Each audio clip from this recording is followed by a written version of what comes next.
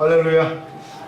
우리 옆에 있는 분하고 함께 인사하실 때에 뭐라고 인사하실 거냐면은 참 잘 오셨습니다. 왜냐면은 아파서 못 오시는 분도 있고요. 또 피곤해서 못 오시는 분도 계시고, 어떤 분은 아직 주무시냐고 못 오시는 분도 있고, 어떤 분은 또 이러저런 유혹이 많잖아요. 그럼에도 불구하고 오신 여러분들, 옆에 있는 분하고 인사하실 때 참 잘 오셨습니다 하면서 인사하겠습니다.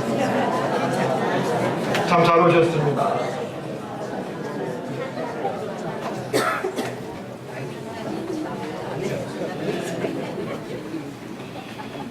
여러분 붙드는 게 참 많았을 텐데 참 잘 오셨습니다.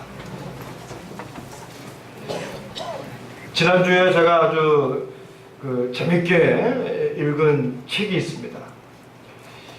창문 너머 도망친 100살 노인이라고 하는 책인데, 전 세계적으로도 베스트셀러고 우리나라에서도 지금 5주째 연속 베스트셀러예요.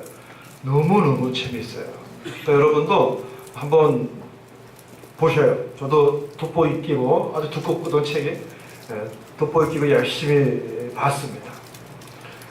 알란이라고 하는 주인공이 나오는데, 이 알란이라는 주인공이 100살 되는 자기, 오래 사셨죠.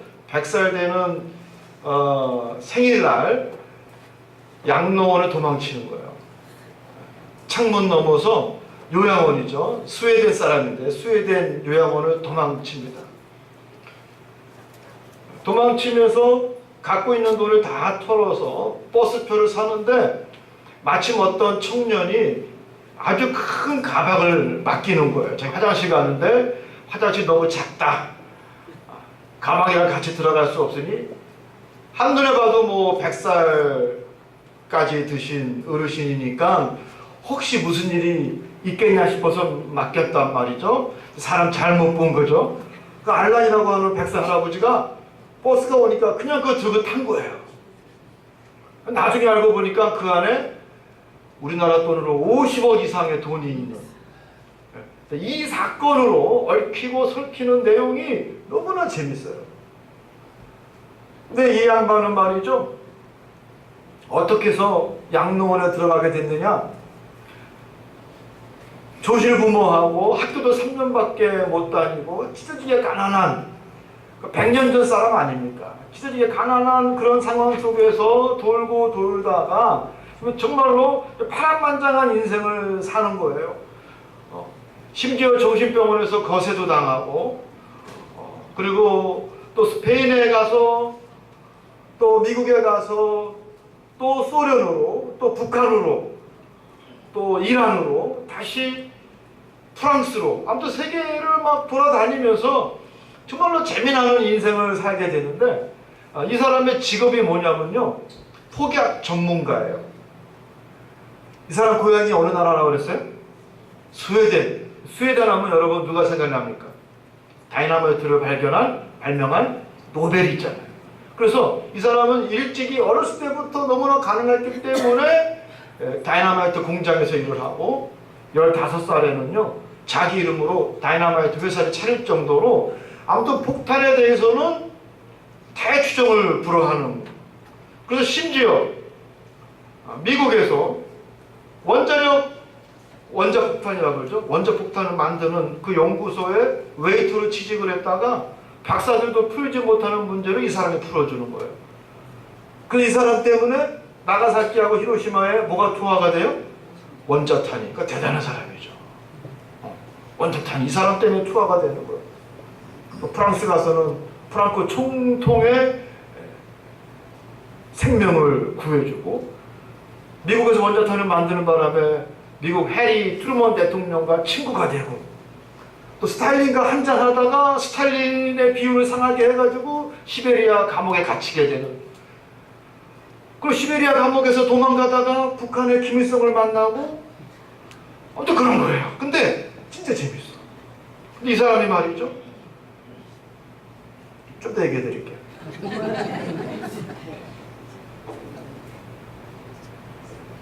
어떻게 해서 스웨덴에 다시 돌아오게 됐느냐. 15년 생활의 이중 간첩 생활을 마감하고 소련과 미국의 이중 간첩 생활을 마감하고 느긋하게 스웨덴 고향으로 돌아와서 노후 생활을 보내는데 정말 아끼는 자기 고양이가 있었단 말이죠. 고양이가 유일하게 자기 말을 들어주는 존재가 누구예요? 이 고양이예요. 이 사람은요, 내가 무슨 말을 하려고 하면은 두 마디 세 마디 하면은 어떻게 해? 꼭 껴서 자기 말을 해, 그죠? 여러분 짜증나 안 나? 짜증나. 내가 지금 얘기를 하려고 하는데 지들이 말을 더 한단 말이지. 그래서 여러분 인기 있으려면 어떻게 해야 돼요? 이 고양이처럼 조용히 말을 들어줄 줄 알아야 돼요. 알란 할아버지에게 있어서 자기 말을 들어주는 유일한 존재는 이 고양이의 친구였는데 어느 날 자기 집 닭장 앞에서 여우가 잡아먹었어. 화가 나요. 엄청 화가 나겠죠, 여러분. 근데 이 할아버지가 나이 100세 안이 되도록 그때 처음 화를 내는 거예요. 그동안 화를 안 내는 사람인데 그래서 이 사람이 뭐 전문가예요? 다이너마이트 안에다가 소세지를 꼽아놓고 여우를 유인합니다. 그러니까 3일 만에 여우가 와서 드디어 그 소세지를 꽉 무는 순간에 다이너마이트가 폭발하죠. 다이너마이트가 폭발하는 바람에 집이 다 날아가는 거예요. 닭장뿐만 아니라. 그래서 이 할아버지가 할 수 없이 요양원에 가서 갇히는 신세가 됐죠. 근데 이 사람이 어떤 사람이었느냐? 100살 동안 파란만장한 인생을 살아온 거예요. 정말 기가 막히게 재미있는 인생을 살아온 거예요. 세계 정상들하고 술 한잔 안 해본 사람이 없을 정도로 두골 대통령하고도 그렇고. 그래서 이 사람이 100살 되는 생일에 내가 이렇게 요양원에서 초췌하게 죽을 수는 없다 하고 드디어 뭡니까? 생일 1시간 전에, 파티 1시간 전에 창문을 넘어 도망가게 됩니다. 근데 제가 너무나 재미있게 본 창문 넘어 도망간 100살 노인, 이 사람이 그 요나손이라고 하는 스웨덴 작가가 쓴 건데 세계적으로 난리예요. 영화도 있어요. 그래서 영화도 찾아서 한번 봤습니다. 3,500원이에요. TV에서 이렇게 찾아서 보면 나오거든요, 여러분. 근데 이 TV는 재미가 소설만 못해. 한 3분의 1밖에 안 돼. 소설을 읽는 게 더 중요한데. 이 소설을 읽으면서 제가 딱 느끼는 게 누가 생각이 나냐면은 아브라함이 생각이 나는 거예요. 아브라함. 야, 딱 아브라함이다. 딱 아브라함이다. 아브라함이 여러분 생각해 보십시오. 갈대와 우르를 떠나서 하란을 거쳐서 이 갈대와 우르가 자기 고향이거든요. 거기서 이 하란까지는 960km예요. 그리고 이 하란에서 다시 가나안으로 이어지는 그 여정을 계산해 보니까요, 한 1600km가 되더라고요. 옛날에 자동차가 있었던 것도 아니고 비행기가 있었던 것도 아니고 걸어서 말이죠. 온 가족들이 걸어서 그 길을 가는데 별일이 왜 없었겠느냐. 그리고 대단한 사람이다. 하나님의 말씀에 그냥 아멘하고 순종하고 자기의 집과 아비를 모두 떨쳐버리고 길을 떠날 수 있다는 것은 이거 참 대단하다는 생각을 하게 됩니다. 그리고 그가 가나안에 도착하기까지의 과정은 결코 순탄하지 않았다라는 것을 우리는 쉽게 상상할 수가 있습니다. 그래서 이 히브리서 기자는 뭐라고 기록하고 있었냐면은 아브라함이 처음에 부르심을 받았을 때에 갈 바를 알지 못하고 나갔다라고 기록하고 있는 거예요. 갈 바를 알지 못하고 갔다라는 거죠. 이 굉장히 뭡니까? 무모한 사람이에요. 무모한 사람. 여러분 보통 우리가 뭐 어디 가까운 데 가는 데는 대개 여러분 뭘 의지하고 가죠? 내비게이션 의지하고 간단 말이죠. 근데 2박 3일만 집을 떠나도 뭘 보게 됩니까? 지도를 보는 거예요. 그래서 어떻게 가야 빠르냐, 주변에 어떤 곳이 있느냐, 지도를 보게 됩니다. 그래야 실수 안 하고 아주 주도 면밀하게 나름 여행을 할 수가 있는데, 이 아브라함은 평생 살던 곳을 떠나는 그런 먼 길이었음에도 불구하고 갈 바를 알지 못하고, 그리고 그 땅이 어떤지도 모르고 무엇이 기다리고 있는지도 모르고 다만 부르시는 그 하나님을 믿고 이 아브라함은 길을 떠났다라는 거예요. 여러분 참 대단합니다. 대단합니다. 오직 하나님을 신뢰하고 믿고 따랐다라는 거죠. 그래서 이 아브라함은 이 100살 노인 알란과 같이 모험을 할 줄 아는 사람이었다. 모험을 할 줄 아는 사람. 말씀을 보면요, 이 아브라함은 첫 번째 어떤 모험을 했느냐? 불신앙의 환경에서 신앙으로 왜 모험을 떠납니다. 아브라함은 처음부터 믿었던 사람이 아니에요. 믿음의 조상 아브라함이라고 말하지만 그가 처음부터 믿었던 사람이 아닙니다. 그도 그 아버지의 업을 이어서 대대로 무엇을 만들었느냐? 우상을 만들었던 사람이에요. 우상을 깎아서 사람들에게 팔았던 사람입니다. 미신을 섬기는데 보통 섬기는 것이 아니라 이 미신의 이 미신 섬김의 주제라고 할 수 있는 그 우상을 깎는 사람이었단 말이에요. 요즘 말로 하면 귀신을 깎고 귀신을 만들어서 파는 사람이었단 말이죠. 철저하게 불신앙적인 사람이었는데 그가 정말로 하나님인 만유의 주제이신 신중의 신이신 하나님을 만나고 이제 그가 믿음의 사람으로 변화되었다는 거죠. 여러분, 이거는요 모험 중에 모험이에요. 모험 중에 모험입니다. 여러분, 우리가 불신앙에서 신앙으로 이어진다는 것이, 옮겨진다는 것이 여러분 보통 어려운 게 아니에요. 믿지 않는 사람이 믿는 게 얼마나 어렵습니까? 보통 어려운 게 아니에요. 여러분들 잘 아시잖아요. 믿지 않는 사람이 신앙을 갖고 믿음 생활한다는 것이 결코 쉽지가 않은데, 이 아브라함은 그의 아버지 테라 때부터 대대로 우상을 만들어서 팔아왔던 미신의 중심이었던 바로 그런 가문이었는데, 이 아브라함은 그 불신앙의 가정에서 신앙의 생활로 모험을 떠났다라는 것입니다. 세상은요 모험할 줄 아는 사람이 승리하는 거예요. 저 특별히 우리 교회 젊은 분들한테 말씀드리고 싶습니다. 여러분, 능력의 한계, 여러분 환경의 한계를 넘어서기 바랍니다. 제일 답답한 건 말이죠, 사람이라는 것은 나이 50만 돼도 자기 무덤을 파고 드러나 누워서 죽는 날만 기다리고 있다는 거예요. 근데 젊은 사람이 그러면은 정말 답답하죠. 그래도 저는 얼마나 감사한 게 뭐냐면은 우리 교회 어르신들은 나이 50, 60, 70이 돼도 자기 무덤을 파고 누워서 죽는 날만 기다리는 것이 아니라 아주 너무나 액티브하게, 너무나 그냥 멋있게 활동들 하셔가지고 얼마나 감사한지 몰라요. 할렐루야. 죽는 그날까지, 하나님이 부르시는 그날까지 결코 자기 무덤 팔고 눕지 않는 여러분 되시기를 주님의 이름으로 축원합니다. 늘 모험을 떠날 줄 알아야 돼요. 모험을 떠날 줄 아는 사람 손에 뭔가 쥐어질 수 있습니다. 또 대단한 것이 뭐냐면요, 이 아브라함이 하나님의 주권에 순종하는 사람이었다는 거예요. 여러분, 순종한다 그러면요 우유부단하고 나약하다라고 생각하죠. 순종하면 힘이 없어서 따른다라고 생각하지만 여러분 그렇지 않습니다. 세상적 순종과 여러분 이 성경의 순종은 달라요.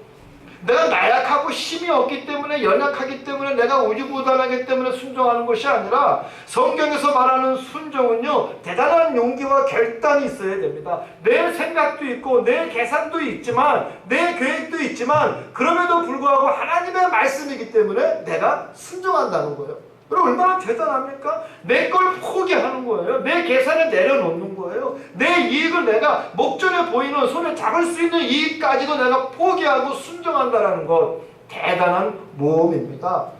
여러분, 나약한 사람은 결코 신앙적으로 순종할 수 없습니다. 계산적인 사람은 결코 하나님 앞에 순종할 수가 없습니다. 늘 마음에 결단하지 못하고 작심삼일인 사람은 하나님 말씀에 결코 순종할 수가 없습니다. 근데 아브라함은 순종했던 사람이에요. 아브라함이 하나님을 찾은 게 아니에요. 주권적 하나님의 역사가 그에게 임했습니다. 아브라함아 나를 믿고 길을 떠나라. 그것이 어떤 곳입니까? 강수량이 어떻게 됩니까? 거기 사는 사람들 성향이 어떻습니까? 경제적인 동향은 어떻습니까? 정치적 형편은 어떻습니까? 이런 거 안 물어봤어요. 그저 아멘, 내가 주의 말씀에 따르겠습니다.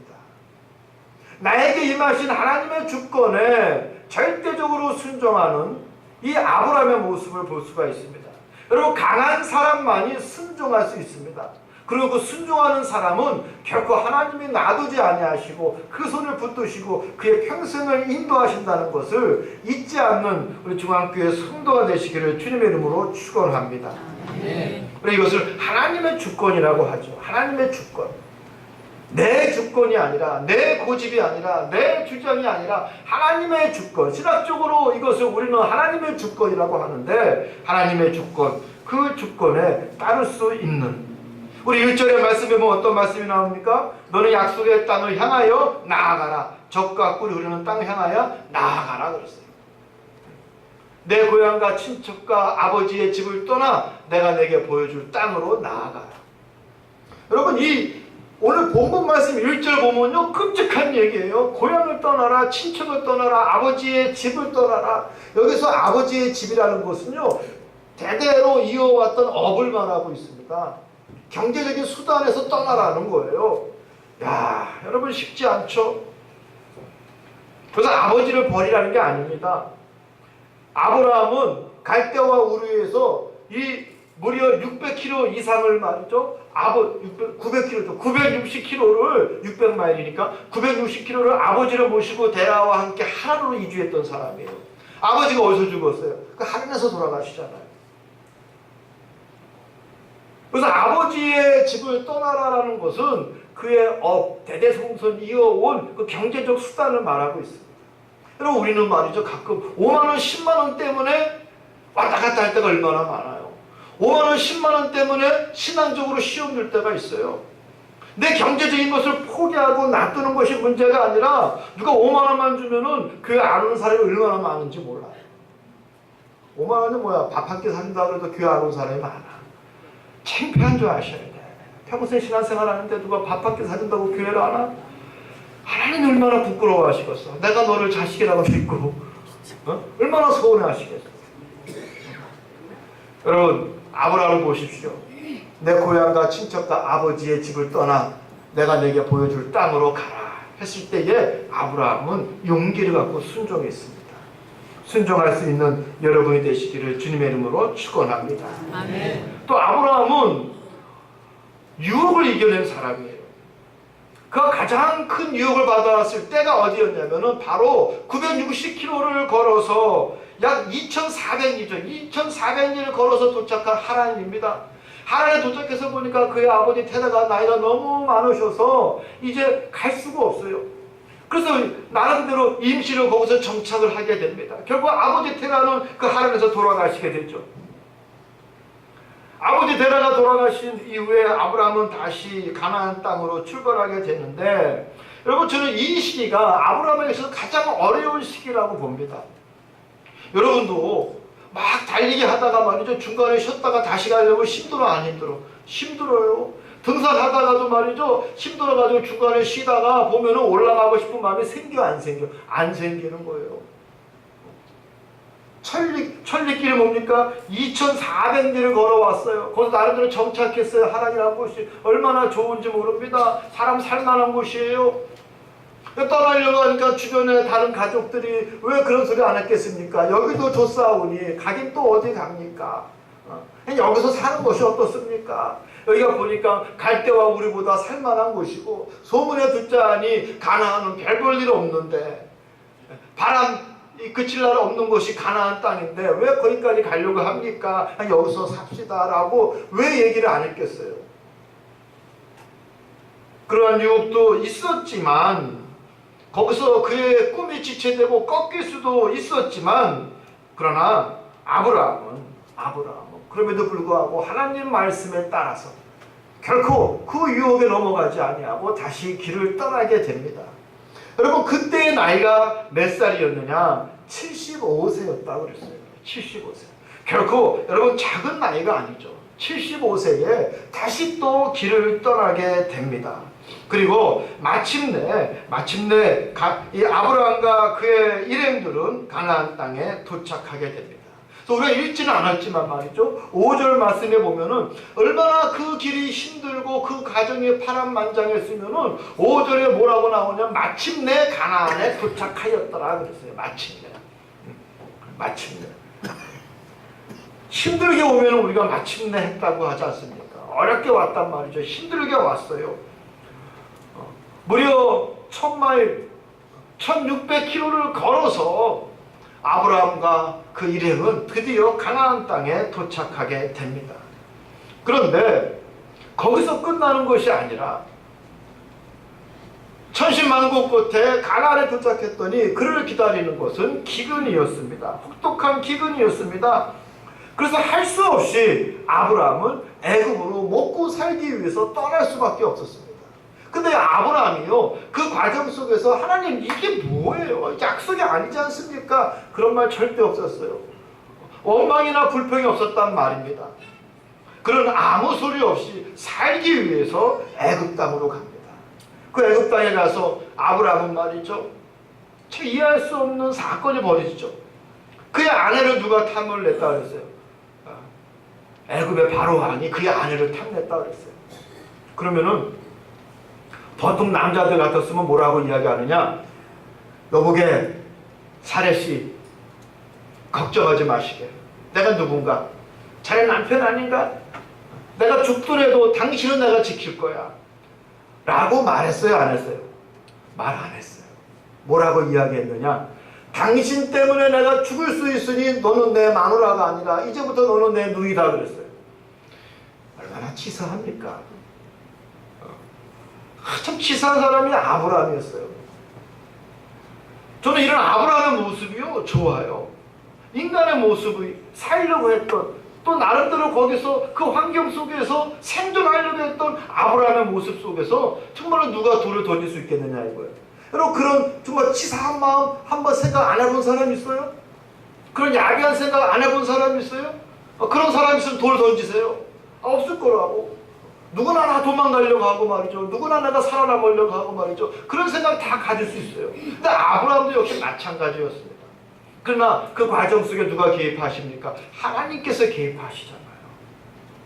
그래서 하나님이 믿고 있었던 건 뭐냐면은, 저 아브라함이 그럼에도 불구하고 아주 묵직하게 우직하게 나에 대한 순종과 또 이 주변의 유혹에 굴하지 아니하고 그 말씀대로 살려고 하는 그 모습을 우리 하나님께서 인정하셨다라는 겁니다. 살면서요, 우리가 부끄러운 모습 보일 수 있어요. 실수할 수 있어요. 그러나 그럼에도 불구하고 아브라함은 하나님이 보시기에 적어도 이 세 가지 모습이 있었어요. 첫 번째 뭐냐? 믿음의 모습이 있었습니다. 참신으로 나타난 그 하나님에 대한 절대적 믿음의 모습이 있었습니다. 두 번째는 순종이에요. 용기와 결단을 가지고 모든 것을 내버리고 순종하는 그의 마음이 있었고요. 세 번째는 그 어떤 어려운 환경 속에서도 희생을 감당했다라는 거예요. 여러분, 우리가 혹시 신앙생활 하는데 하나님 내가 왜 신앙생활 하는데 내가 왜 희생합니까? 라는 그건 아닙니다. 내가 하나님 믿고 예배 드리는데 내가 왜 희생합니까? 라고 거부한다라면 그 온전한 신앙이 아닙니다. 아브라함은요, 하나님을 믿고 또 순종했고, 그리고 그가 감당해야 될 부분은 기꺼이 희생했다라는 거예요. 신앙은 결코 희생을 모른 채 하지 않습니다. 우리의 신앙적 삶 속에서는 우리의 희생도 감당해야 합니다. 그래서 하나님께서는 그를 기뻐하셨습니다. 또 그를 사랑하셨습니다. 그가 하나님이 원하시는 그 땅에 정말로 정착할 수 있었고, 하나님이 주시는 축복을 받을 수 있는 비결 중에 하나는 그의 모험적 기질도 있었다라는 겁니다. 그의 모험적 기질도 있었어요. 이 알란의 삶을 보면요, 얼마나 재밌는지 몰라요. 이 시베리아에서 5년 동안 노역 생활을 하면서 탈출하려고 이 러시아 원수의 제복을 훔쳐입고 북한 땅으로 도망가는 거예요. 6.25 전쟁이 한창인 그 북한 땅으로 도망가는 거예요. 근데 그 전에 어떤 일이 있었냐면은 이 알란이 말이죠, 중국에서 누구를 구해주냐면은 이 모택동의 세 번째 부인, 제일 이쁜 영화배우 출신의 부인을 구해줘요. 우연히 말이죠. 그걸 새까맣게 입고 있었는데 러시아로 잡혀가게 되고 시베리아에서 노역 생활을 하게 되고 거기서 별 5개짜리 러시아 원수의 제복을 훔쳐입고 김일성한테 도망을 가죠. 서방으로 빠져나가기 위해서 일단은 왜냐하면 시베리아에서 갈 데가 없잖아요. 딴 데로 가면 다 얼어 죽기 때문에 할 수 없이 북한에 가는데, 이 김일성이 마침 그때 어디 있었냐면은 전쟁 중에 자기 캠프를 이 만주 땅에다 차리고 있었어. 만주 땅에다. 그곳에 김일성을 찾아가는데 김일성이 뭐라고 하냐면은, 네가 옷을 입은 그 원수는 내가 너무 잘 아는 장군인데 너는 가짜다 이거예요. 들통 났어요, 안 났어요? 당장 총살시켜라.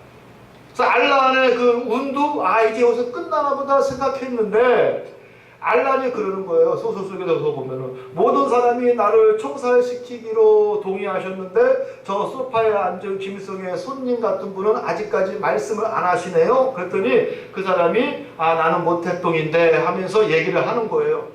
그랬더니 알란이 이제 살았구나. 진짜 모태똥이냐고. 그러니까 이 모태똥이가 내가 모태똥이다. 그때 내가 당신의 세 번째 부인을 내가 살려줬다. 그랬더니 모태똥이 그 알란이라고 하는 사람이 바로 당신이냐. 그러면서 정말로 뭡니까? 우여곡절 끝에 알란이 다시 살아나는 거예요. 그리고 어마어마한 돈을 줘서 인도네시아 발리로 보내게 됩니다. 거기서 12년 동안 여러분이 꿈꾸는 비치 파라솔 밑에서 탁 누워서 말이죠. 썬텐해가면서 맛있는 음료를 마시면서 거기서 인생을 또 10년 동안 살게 되는 거예요.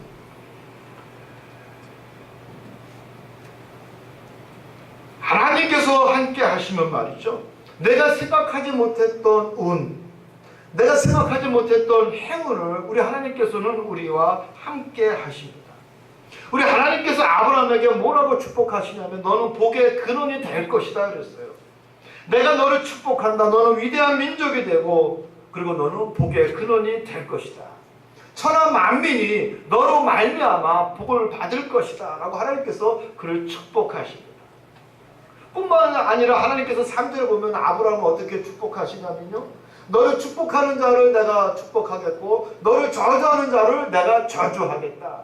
여러분 이 말씀은 뭡니까? 하나님께서 내 편이 되어주신다는 거예요. 내 편. 얼마나 여러분 신바람 나는 사건입니까? 하나님께서 뭐라고 나에게 보장해 주셨냐면은 내가 네 편이 되어주시겠다는 거예요. 너를 저주하는 사람이면 나도 저주하고, 너를 축복하고 너를 좋아하는 사람이면 나도 좋아하고 너 그를 축복하겠다라고 하는 하나님의 말씀이 계십니다. 사랑하는 성도 여러분, 인생의 틀에 스스로 구속되지 아니하고 새로운 지평을 향해 나가는 그 모험에 주저하지 않는 용기 있는 우리 중앙교회 성도 여러분 되시기를 간절히 소망합니다. 우리 하나님도요 여러분의 용기를 기대하고 계십니다. 나이 들었다고 스스로 무덤을 파놓고 거기에 누워서 죽는 날만 기다리는 것이 아니라 하나님이 부르시는 그날까지 창문을 뛰어넘을 수 있는 여러분이 되기를 원합니다. 우리 젊은 사람들은 자기의 능력과 환경을 탓하지 아니하고 그 이상으로 넘어설 수 있는, 그래서 하나님이 준비하신 큰 상급을 받기에 전혀 부족함이 없는 우리 젊은이들 되기를 주님의 이름으로 축원합니다. 기도하겠습니다. 하나님, 용기가 있어야 순종하고 또 모험도 하고 길을 떠날 수 있습니다. 용기가 있어야 창문을 넘을 수 있을 줄 믿습니다. 우리 중앙교회 성도 운명을 탓하거나 팔자를 탓하는 것이 아니라 주님께서 준비하신 하나님 신바람 나는 인생을 여전히 생기 있게 즐길 수 있는 우리 모두 되게 하여 주시옵소서. 그러므로 진정 하나님이 준비하신 큰 상급을 받기에, 큰 축복을 받기에 전혀 부족함이 없는 준비된 저희들 되게 하여 주시옵소서. 예수님의 이름으로 간절히 기도드리옵나이다. 아멘.